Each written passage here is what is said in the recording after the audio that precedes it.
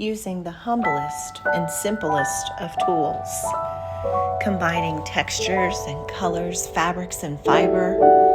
We tell the stories of our lives one stitch at a time. Welcome to Antique Needleworkers.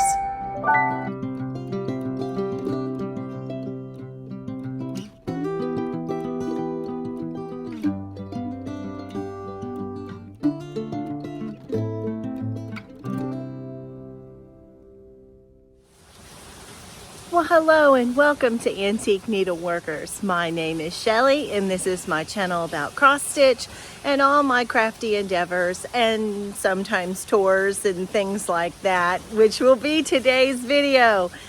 If this is your first time here, I thank you so much for joining me. I hope that while you're here that you see something very exciting that will just be awful cool to you. And if you are a returning subscriber, thank you so much for coming time and time again. Well, you notice we're outside. We're outside the mill. We're not in the mill today. Why is that? Well, today is the big tour of the man cave. I have promised the guys and I said, this one's for the guys. And this one is for the guys and for all you girls too who think these things are cool. Today I'm going to take you back to Mr. Antique Needleworkers' big man cave garage, and I'm going to show you all the muscle cars, the slot cars, the HO slot car tracks, and all the things that we do back there. I wanted to start here because you're used to this view. I got to get used to which way I'm turning since this is going to be an interactive video with me moving. But I wanted to start here because I want to give you a view of what it looks like while we're walking back there, because not just the garage, but you'll get to see, you've been out here and seen the front. We've done the tour of the house. Well, the mill house, not the main house, but I have showed you this side of the property. And so I thought that you would want to see what's on the other side of the property. So why don't I turn the camera and we'll do that. Okay, well, as we turn around, the mill is here. The main house is right there.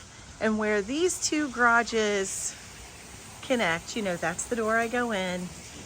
You go back this way and we have a big portico porch, and it's a very enjoyable space that we have, that we spend time at. If you come here, this is the portico. I want to show you the ceiling. It's so pretty. But this is a big porch right here that we spend time in, and it's got the swing, a glider, tables, grandkids' bicycles, a way to get into the mill. If it's raining, I'll go from that door of the main house to that door instead of walking out front. You see, because that way I don't have to get the elements. But anyway, when you come back here, that is the big man cave. Now let me give you a little tour of the backyard. Okay, so over there is the pavilion and the greenhouse that I talk about. And my earth garden has, I hope you can see it. There you can see it. It's got the fence around it, and that play set's been there since our children were teeny tiny, and our grandkids play on it now. But you can't see. Let me walk a little bit further. But there is where the sheep are. And the chickens. That's the barn. So let me do a big pano. There's the big garage. We have a back driveway. When a big truck is going to come, we have them come down this because it's gravel back here to save our blacktop. But it's still gated. It doesn't have the big gatehouse, but it does have walls and gates to keep everything hemmed in. And now I'll show you the back of the mill. And when I said it's 4 stories, I mean it. It's a tall building. So there you have, oops, it's taking it really seriously. So there you see it's got the garage doors there. You can fit about 6 cars under it.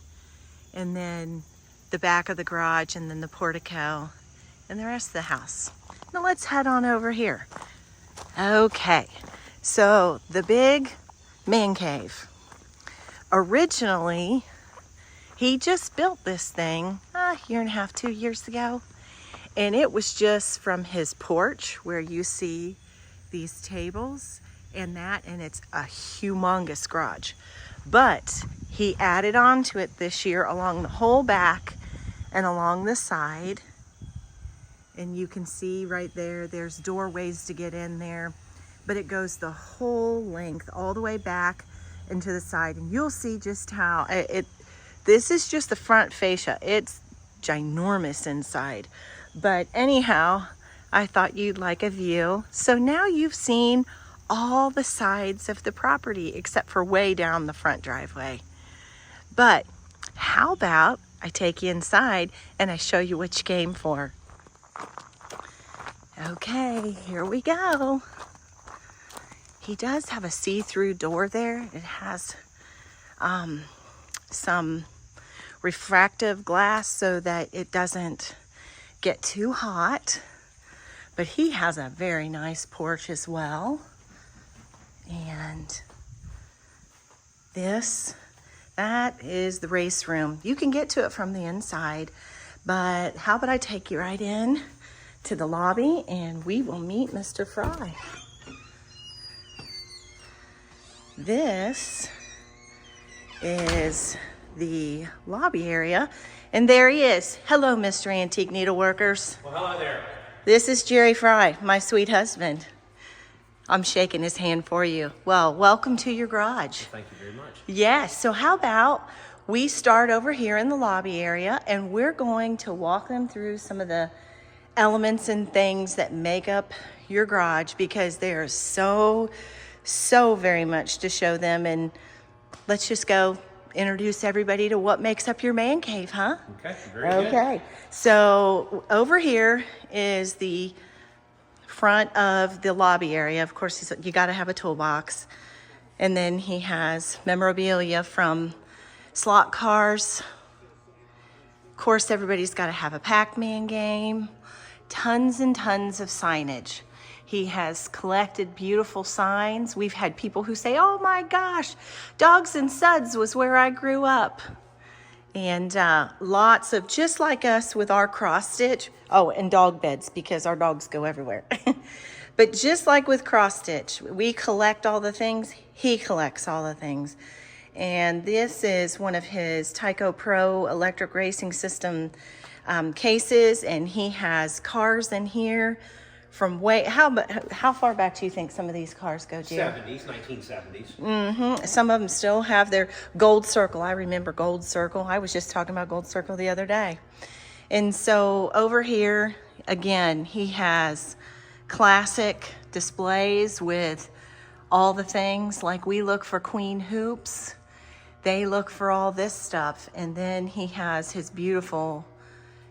How many cars do you think are in this case? Oh, I don't know. I'm afraid to tell. And I might be in the doghouse if I tell. No, you're never in the doghouse, because I'm never in the doghouse when I buy a queen hoop. Okay. Right? But so he has tracks from all different time frames. I love this one because I love Smokey and the Bandit, and that reminds me of all that. And then Ratfink. Ratfink has this place everywhere, and all of you men know what and who Ratfink is. And over here, what can you tell me about this, Jerry? It's one of the original drawings from AFX.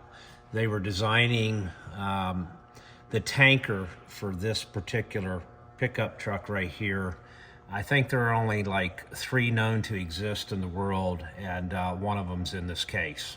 And this is the paperwork, and... This is the paperwork for another very rare fire truck that Aurora made.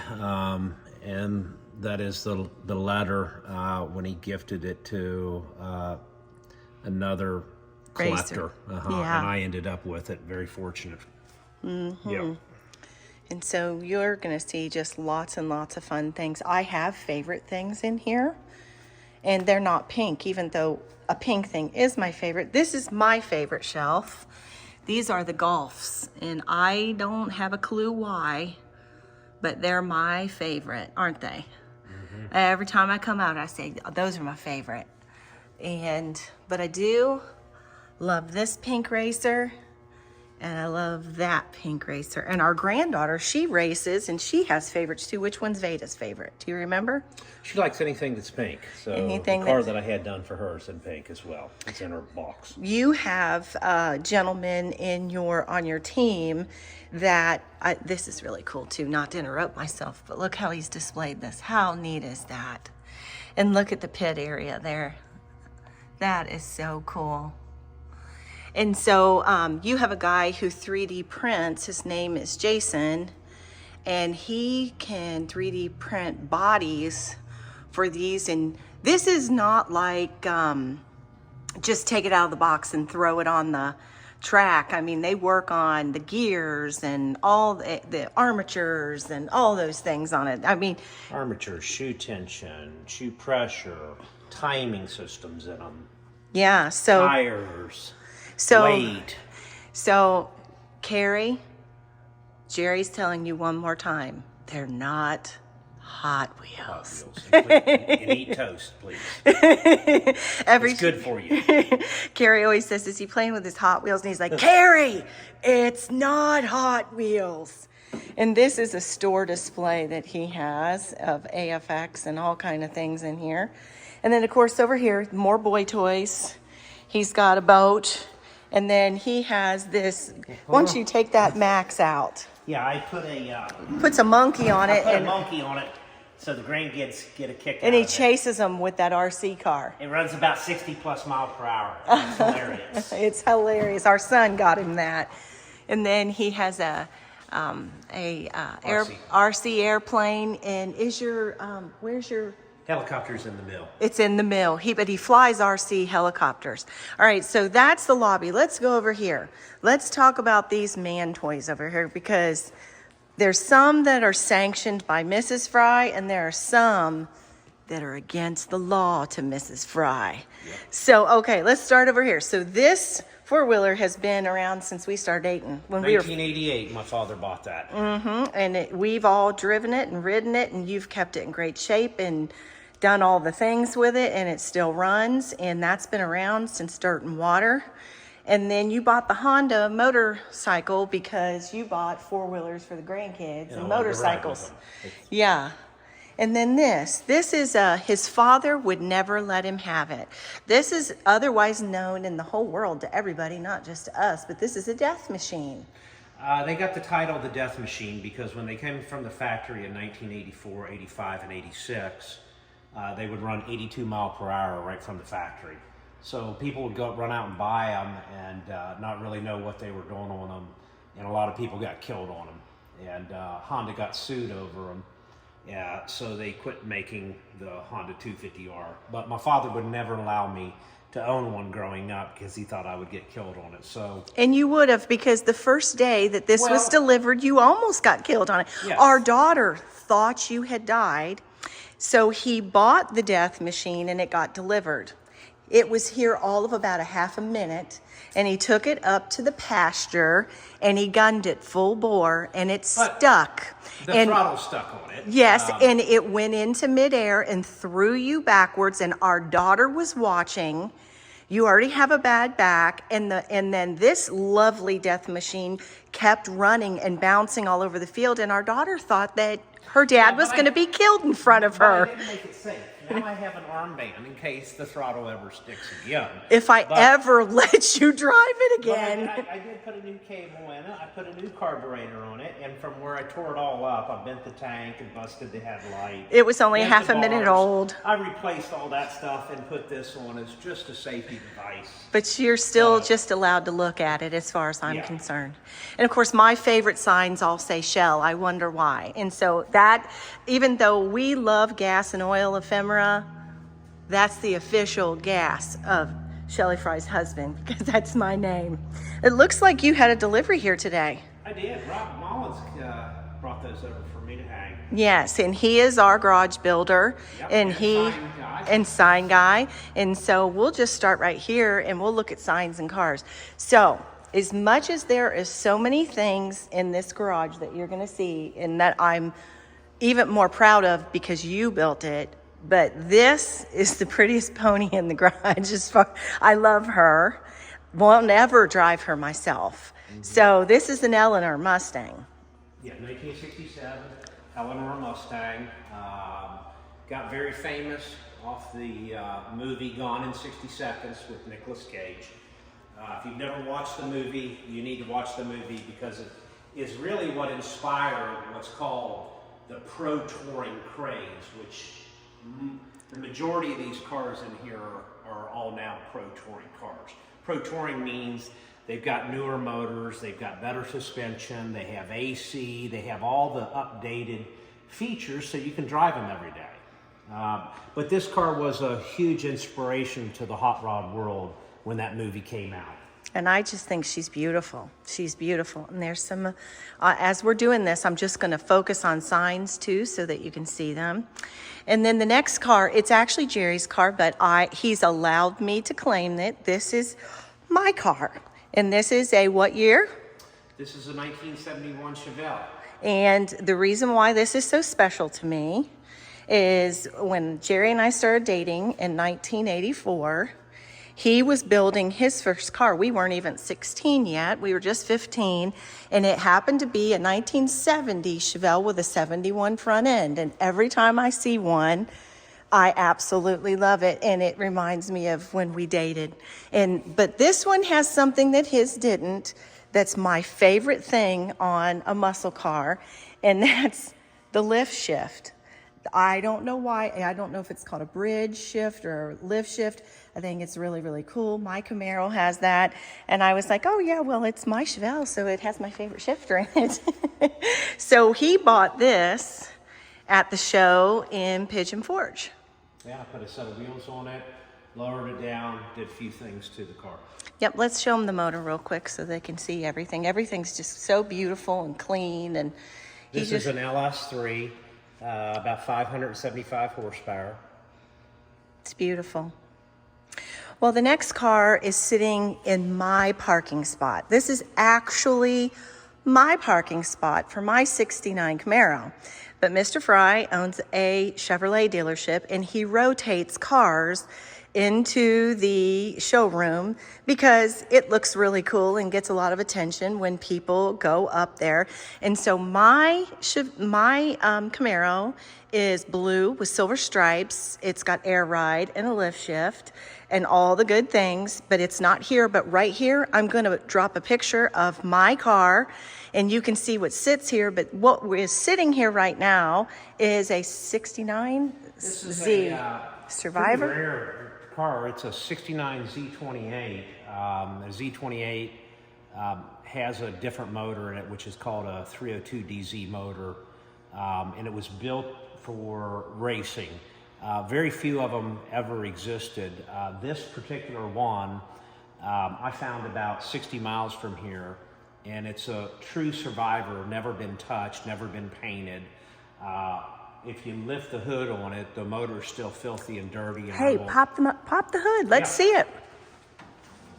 I just won't, I won't do much to it because I'm not going to restore this car. No, because it's like a one-time thing. It's a one-time thing on this one. Yeah, so this is original paint. Every bit of this is all original. It's Survivor, just the way it is. And this is the way it came from the factory. And then there's the golf shirt that I found him. Of course, we love buying junk for each other, and that includes ephemera for our stuff. And then this right next to it, let's do a wall tour here real quick so you can see all of his signs going back. Show you that. That's the newest sign. I'm a new indentured servant. But let's go back to cars, right, Mr. Fry? This is your 69 Camaro. Yep. And this is a really neat piece of work. And a very famous hockey player built this car. Who was that? His name is Jeff Carter. He has played for the Los Angeles Kings, I think the Pittsburgh Phillies or something of that sort, but he's played on a lot of professional teams. Ice hockey. Yes, and he had this built in when he moved out to Los Angeles, and Shoreline Motoring built this car for him, and then when he got moved back to Canada, he sold the car, and I ended up with it. Why don't you open up the door? Do you see? It has seamless doors, no handles on the exterior. It's a beautiful, beautiful car. This car has paddle shift, navigation system on it, backup cam, AC. Cool seats. Yep. So this is his Camaro. So normally our Camaros sit right next to each other, and then the Chevelle. And then this little girl right here, I love her too because Daddy's got the best shoes on her. Look at this Daytona. This is amazing. This is a build that was a combination of several people. It was, it started out with Massey Muscle Car Garage in Pennsylvania, and that's who we bought it from, Robert Massey and his sweet wife. And then it came to Ohio, and Jerry has done work on it. Mullins has done work on it. And then the last gentleman who helped us out, what was his name? His name was Eddie Perry. Eddie Perry. And so it's been a big job, but this has made its way back to us, and it's finally finished. And I want to show you Jerry's gorgeous interior that he's done on this. It's just amazing. He's done all this himself. He's just so talented with all these things. Of course, there's no back seat, not for his race car, but so this is just a beautiful car. What year is this Daytona? This is a 1969 Dodge Daytona, and it's been converted to a Hellcat motor. Currently, it's sitting at about 830 horsepower, 6-speed transmission. This was quite an undertaking because the motor did not want to communicate with the dash assemblies in it. So we had to get a lot of people involved to get all the technical stuff figured out in it. The Pro Touring end. Yeah, if you can't see up underneath this area here, but there's what's called an intercooler, and there's multiple pumps, oil pumps, water pumps, all buried within this, so we could kind of keep this engine compartment clean. So I did a lot of design stuff up underneath of this car, but it's truly an amazing car to drive, and the color is fantastic. Oh, it's just... You would never think that the blue and white would work, but oh, it does. It's just so pretty. And then I'm going to turn around here because of all of the cars in the garage that I'm the proudest of, this because this Superbird, Jerry Fry built all by himself. Now, how it took 2-3 years to get... This was a 3,000-hour build because I totally redesigned the car. I mean, it was already a very unique car from 1970. They only made 1,976 Superbirds. That number kind of varies depending on what you look at, but I took this car and totally transformed it. I built a new hood for it. I laid the fenders down on it. I built all the canards that run down the side. I dropped the roof on it. I smoothed out all the glass. I laid the quarter panels in. I built my own dash. And the trunk is even a work of art. And let's just focus in. You have named this car the Mastadon. The Mastadon. And why did we name it the Mastadon? Well, they'll call a Hellcat, they'll call them Helephants and Hellcats. Well, any type of Mopar got the brand name. You always seen an elephant on the side because of the Hemi motor. The Hemi motor and the cars were outlawed in 1970 at the end of the NASCAR season because the motors were so brutal, they would push the cars over 200 mile per hour on the tracks in 1969, 1970. The aerodynamics of the front nose and the wing and the smoothed out glass, they said that these cars would run 250 to 300 mile per hour back in the day. But so the owner of NASCAR, Mr. France, outlawed these cars in 1969 and 70. But I called it the Mastadon because Mopars always had an elephant typically on the side of their vehicle, because the motor was called an elephant because they were so massive. If you look at this size of this motor, it's a massive wide block. But this is a custom built motor that you had built. It is a Hemi motor, but it's a 572 cubic inch Hemi. Hemis were 426, a 426 cubic inch motor, but the reason I named it the Mastadon was because the elephant's really cool on all Mopars, but it's like I wanted to kind of take it back and do something a little bit different. So what came before the elephant? Well, the woolly mammoth, but that didn't sound very good. Well, what came before the woolly mammoth? Well, it was the Mastadon. So that's why I named this car the Mastadon. And it's just beautiful. And again, it's got the smooth doors. Are those Ken Diggett handles? Those are Ken Diggett handles that I put in there. Now, I always take everybody to the trunk, and that may sound funny, but I just look at this work of art back here. To exhaust this monster was something. And this is what he's done with the rear end. And why don't you open the door for us and let's look at that beautiful dash and the interior. The dash is a 1959 Impala that I mocked up a Mopar dash and an Impala dash and cut it up in about 6 different sections to kind of create this design on it. And then you did... Then I built the console, and the console's got an iPad in the center of it that will control the engine on demand. It is a 6-speed Tremec transmission, and I laid these quarter panels in right here. You can't really see that. You see this big ducking shell? Oh, yeah. The big ducking right here. I laid these quarter panels in 10 inches on each side.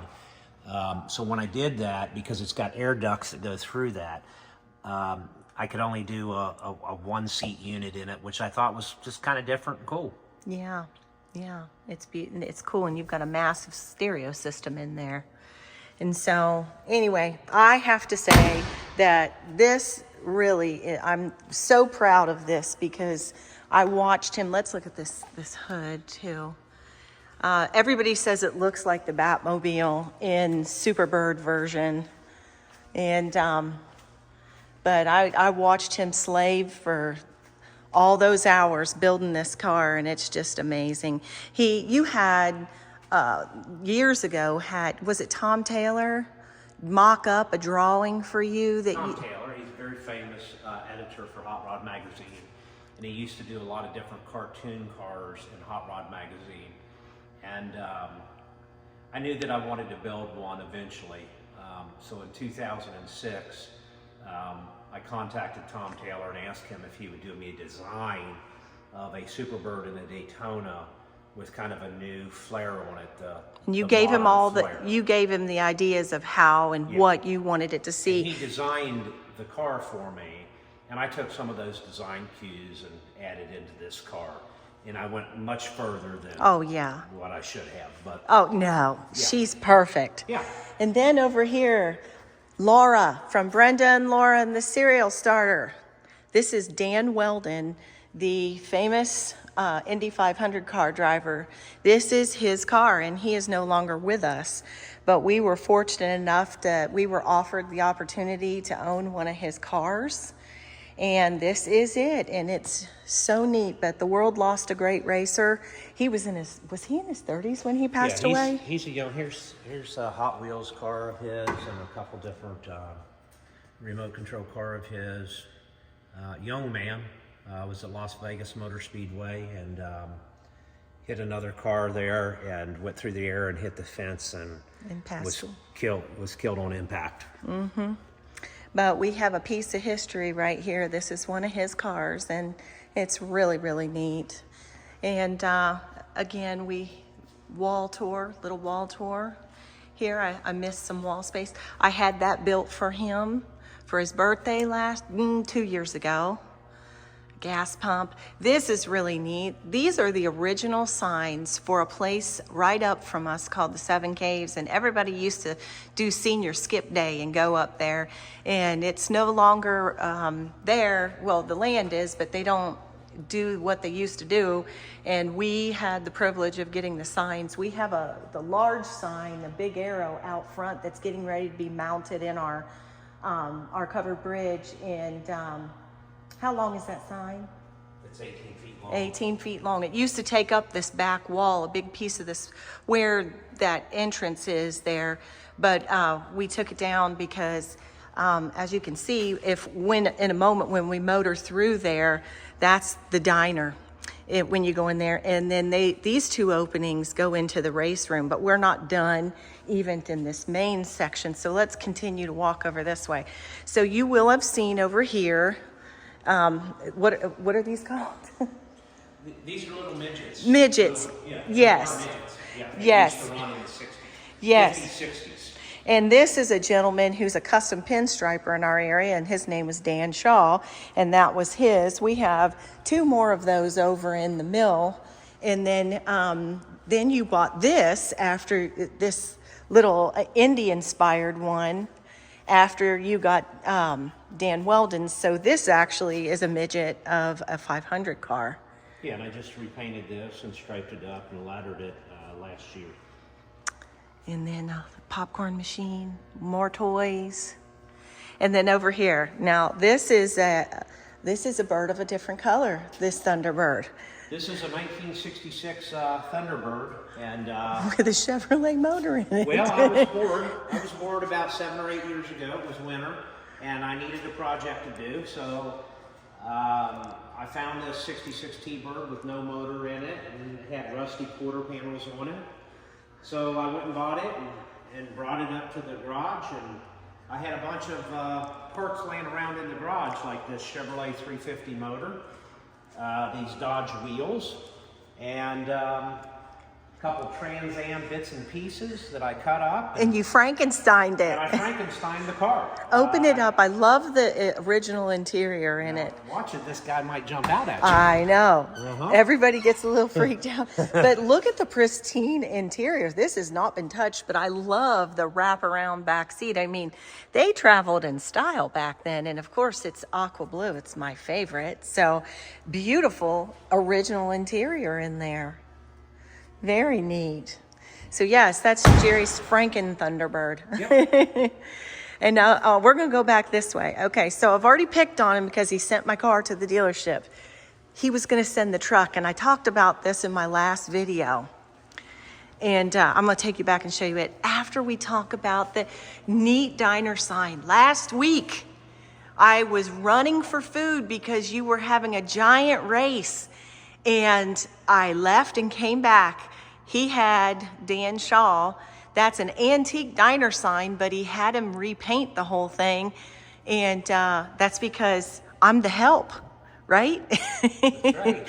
So he put my name on it so I couldn't get away from it. So isn't that cool? But if we come back here, this section is the diner section. And also in here, I'm going to pay more attention to this side in just a minute, but I'm going to pan this way. He wanted this to look like the entrance to a garage. And so, so he had this all done, and he's got his old signs everywhere. But this is the truck that I talked about. This is a 47? 1946 Chevrolet. 46. I couldn't have hit that if I would have thrown my whole self at it. This truck, you did it originally, and it was a rat rod, and it was really, really cool. But he had this dream. No, it was cool, but the reason I redid it, it was real rusty. It had I had a police siren on the roof of it.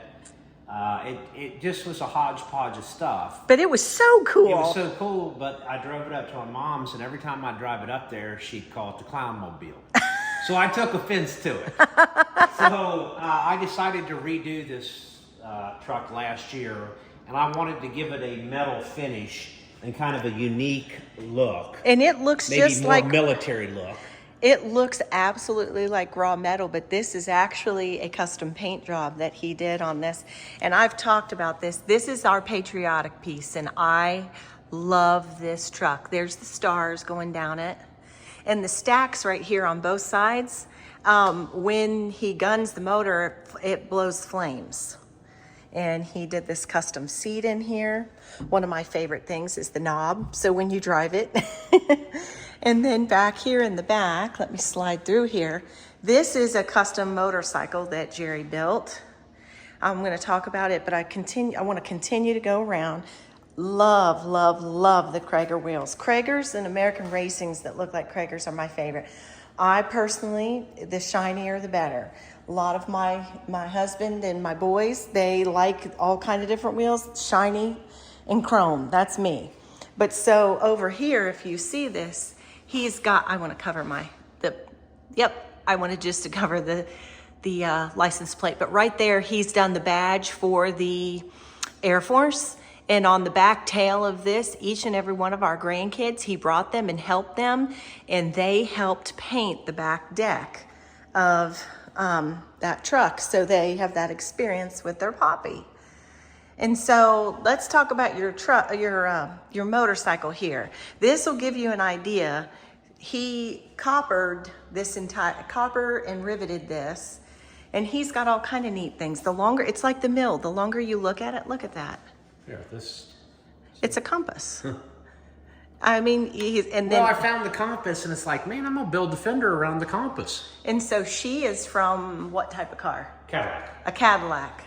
And so, and then 1 year this is a fire extinguisher. I bought you that for your birthday, that I cut up and made a gas tank out of, and I used the end of it for the headlight right here. Yeah, and this motorcycle is a 1970 Triumph Bonneville. But there's no Bonneville that's as cool as this. And so, yeah. So that is all of the vehicles that are sitting inside of here. The rest of them, they're at the dealership. Yep. And so anyway, this is the hamburger sign I was talking about in the last video. This came from a hamburger joint called Teddy's Hamburgers in Kentucky. Oh, I said it was from Pennsylvania. Oh, no, Kentucky.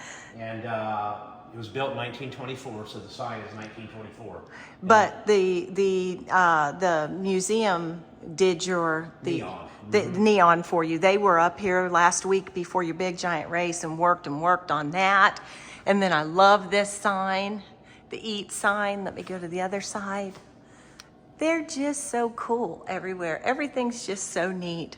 And then he built this diner, and I had talked about in my last video, the Red Robin chain began as the Red Robin Diner, and that is the Red Robin Diner's diner sign. And you were just fortunate enough to be able to buy that. Yep, and I had the neon done in it, in the light blue, and then I did the bottom of it in pink. Mm-hmm.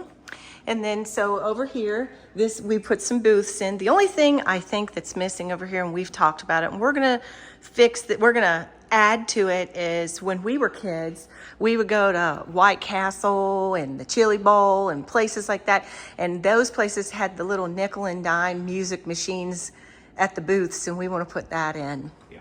And that'll be really, really neat. He has a great stereo system that goes through this whole place.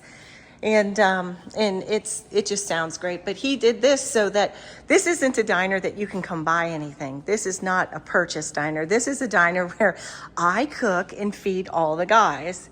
And so it's almost done. I got to cook on the flat top this last race. We have a countertop commercial oven coming so I can bake a little bit. And we have some electric to finish here in the bar area. But boy, this was a real treat, this last race. He had the second annual Gristmill Invitational, and that will just segue me right into walking over here.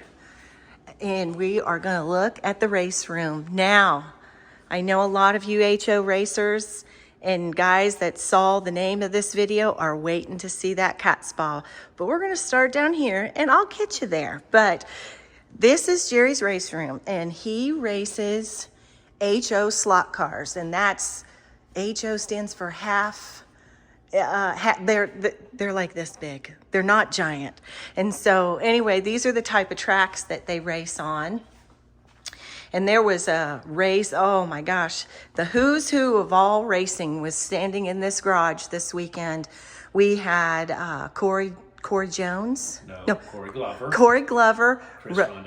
Chris Rondinelli. And then we had Rusty Jones. We had Pete Barkley. Rich May. Hi, Rich. Yep, we had a lot of the very and Pete's, talented world champions, national champions, and multiple national champions here racing. Oh, amazing. So I was fortunate to be able to run with all the guys. Yeah, and we did a big race. It was 3 days. It would be equal, ladies, if you're watching still, to when we go to retreat. But oh my gosh, they are just amazing. And it was neat to see the old guard with the new guard. So racers like Rich May and from St. Louis, and Pete from Big Dog Racing in New York. And who was the other gentleman from New York? The dark-haired gentleman. I've asked you like 4 or 5 times about that. Rick DeRosa, and all the, and then we had we had all of your local club. Dave was here. Dave Kraft, Pokey Mike. Yeah. Yep. Wolfam. There were 50. There were 43 entries for Friday night. So we had probably 50 people here. We limited it though, because we didn't really know how long it would take to get through each race event, which and they qualify out. Qualify out, but it was 20-hour days for 3 days. Yeah, crazy. So the who's who were here. Now, he's got a really cool bathroom, too. I want you to look at this. Who has a sink that's a Craftsman garage toolbox? Our builder's really cool and did that. Well, I'm working on this right now. That's why the door's off. I've got it up at the shop, and I'm custom painting it right now. They'd have never known that door was gone. I picked out the mirror with our builder's wife. I thought it looked like a tire. So, and then today I was able to get in some checkered flag things. I thought that was really cool. So anyway, so this was not the first track. The blue track was your first. This is a very fast track. Some of the cars that we run on it can run upwards to 5,000-6,000 scale mile per hour on this particular track. When they go around this track, they sound like a bumblebee. They do. You really can't even hardly see them. I can't see them. You have to go by rhythm on in this class. This is 30 foot from end to end on this particular track. The T-Jets run on this? No, T-Jets do not run on this. What runs on this? This is Spec Racer, modified. You can run Neo cars, super stock. You don't want to run those type of cars on these tracks over here. Now, we're just going to walk slowly because we're coming down to the grand dame of the entire garage, and that is the Katz Spa. The Katz Spa is one of the most world-famous tracks, and we didn't even have it and run one race on it, and you've been all over YouTube and social media because you owned it. This track was built by Brad Bowman in California for a gentleman named Greg Katz. And Greg Katz had this built, and he was another young man who passed away very young. And his family and Brad Bowman would run the 24-hour, it's the 20, what's it called? 24-hour race on this. And there's teams and they run for 24 straight hours, and then the proceeds get given to the Brain Cancer Association for that's what they've done for years with this track. Mm-hmm. And so anyway, but if you're on here, and I don't need to tell you, if you are a slot car racer, you know exactly what the Katz Spa is. But if you look up that name anywhere. It's all over the place. And you were fortunate enough last year when in the fall, when you and I went to Wisconsin, part of that trip was not just a race, it was discussions about this track. Yeah, it took a couple of years to be able to own this because the club in California, because it is the most famous HO track in the world, the folks in California really wanted it to stay in California, but they felt like bringing it to this facility, it would get a lot more use, a lot more activity on it. So I was fortunate enough to be picked to own this track. And since we've got it back, we've redone quite a bit of stuff on it, landscape scenery, stuff like that. But it's a huge undertaking because the track is 32 foot long by 11 foot wide. And it's got 2 foot elevations. Can you turn on your thing for me? Oh, yes. I want you to see this. It even has a monorail on it that travels in and out of the track. Please hold on to the handrails and stay clear of the doors. Of course, a girl would ask you to turn on the monorail. Yeah. So, but that monorail will go through this building, and then it'll go through the track and all of these. It's just amazing. It's got tunnels where people could come out if this was a real racetrack. It's got a replica of the Mercedes clubhouse. I don't know what track that is. Yeah, this is all hand built. This rotates here. But even the little glass windows, each one was individually built and designed for. This thing is literally almost 9 foot long right here. It may not look like it, but it's 9 foot long. It's just so neat. And we've, since you purchased this and it got here and it got all set up, you've probably raced it more in just the short amount of time that it's been raced in quite some time. Yeah, it's getting a lot of use. A lot of the East Coast guys have flown in and drove in to race on it. So we've got a lot of races out of it in the last month and a half, 2 months. It's very exciting. It's so neat. They walk in and they can't get their boxes open quick enough. So, and then down here, I'm going to show you the walls because there's stuff everywhere. So down here is the first track that you bought, correct? That is correct. Okay, and so this one is the orange track. Or no, this one's the blue one and that was the orange one. Yeah. Okay, I'm backwards. So this one is the first one that you bought when you got back into racing. Now tell me, so I know the story because I've been with you since Dirt and Water. So when we started dating, you and your dad's employee, Jim B., you all race slot cars and you go to Mount Lookout and all that and build cars. And this has been something that you've done since you were a kid. And then you got back into it. I did it as a kid growing up. Of course, life gets in the way. You gotta have children. You gotta build businesses. Yeah. So a few years ago, I decided I'm gonna get back into it. Like I need another hobby. No, but I think it's really good because I love that I have community and you have great community too, and you can race anywhere. And this is your club's name, Southern Ohio Hopra. Well, this is Southern Ohio Hopper, but our local club is called Q-Chores, Cincinnati Q-Chores. And so he's had a sign custom made for that.